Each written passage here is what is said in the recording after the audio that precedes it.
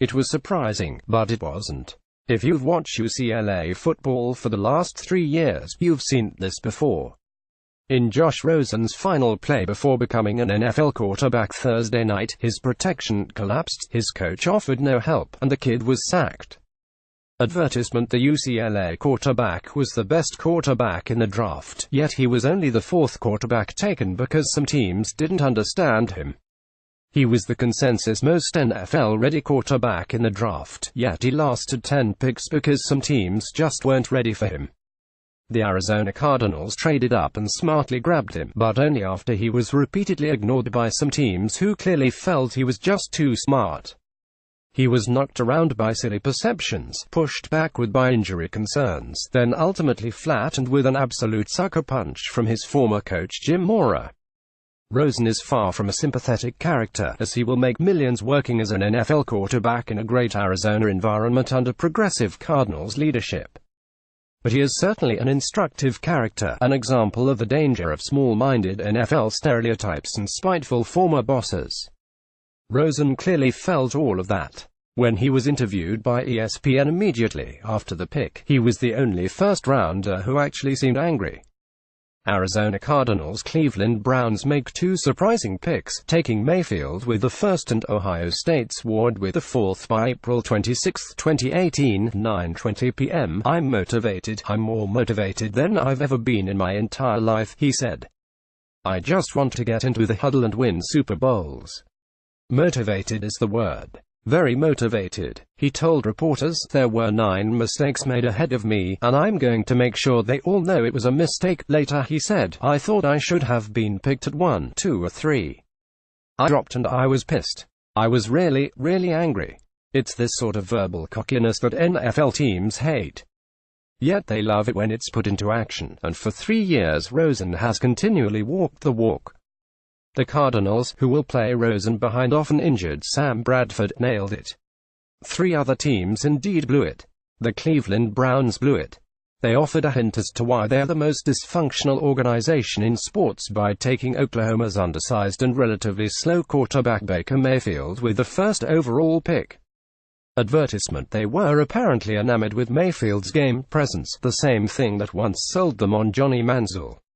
They apparently overlooked Mayfield's second-half flop in the national semifinals against Georgia in the Rose Bowl. They must not have been in Pasadena earlier in the season, when Rosen tossed 4 fourth-quarter touchdown passes to lead the Bruins to a 34-point comeback victory over Texas A&M. The New York Jets blew it. Sam Darnold of USC certainly deserved to be the number 3 overall pick, and he will have a long and great career. But anybody who watched football in Southern California last fall knows he wasn't the best quarterback available. Live updates, complete coverage of the 2018 NFL Draft. 5 QBs go in first round. The one-time Darnold met Rosen on the collegiate playing field. Rosen outplayed him in last year's USC victory, and it really wasn't close. The Buffalo Bills really blew it. They traded up to take Wyoming's Josh Allen as the 7th overall pick. Even though Allen completed barely half of his passes in his college career, his strong arm often nullified by his wildness. Rosen completed more than 60% of his passes in his career despite often playing behind a depleted offensive line and with a non-existent running game. Rosen made great plays out of nothing, great throws out of nowhere, and carried the team every moment he was on the field. Everyone seemed to agree that Rosen had the best NFL tools. Yet everybody also seemed to believe that he had a most questionable NFL makeup, for the most questionable reasons. They didn't think he was too violent, they thought he was too smart.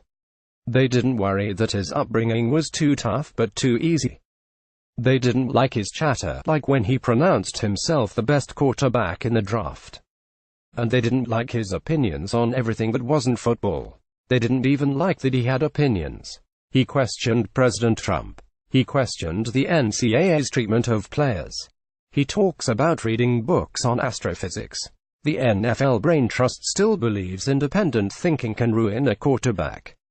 It still believes only hungry players can become the best players, even after the likes of Tom Brady emerged from a comfortable and educated background to become the best quarterback ever. Los Angeles Chargers feel lucky landing Derwin James by Dan Wojcicki. April 26, 2018, 11 p.m. Certainly, Rosen did some silly things at UCLA, most notably posing for photos with a woman in a hot tub in his dorm room. But compare that with Josh Allen's racist tweets from several years ago. There is obviously no comparison. Yet Allen looks and thinks and talks more like a conventional quarterback, so Allen won and Rosen waited. The other gripe against Rosen was that he was injury-prone, and certainly his shoulder problems and concussions were alarming. But remember, he consistently suffered from a lack of protection in running backs. That failure falls on Mora, who never recruited depth, and who never really gave Rosen a contending team to work with. In pre-draft interviews, Mora could have addressed all this while explaining and supporting his quarterback. Mora, who made millions with Rosen as his leader, had a chance to show Rosen the same sort of devotion. Instead, and think about this, the former UCLA coach said the USC kid, not his own QB, should be the No. 1 overall pick. The fired Mora left his former Bruins family in the dust by anointing Darnold in an NFL Network interview, saying he was a good fit for Cleveland, throwing his own player under the bus in the process.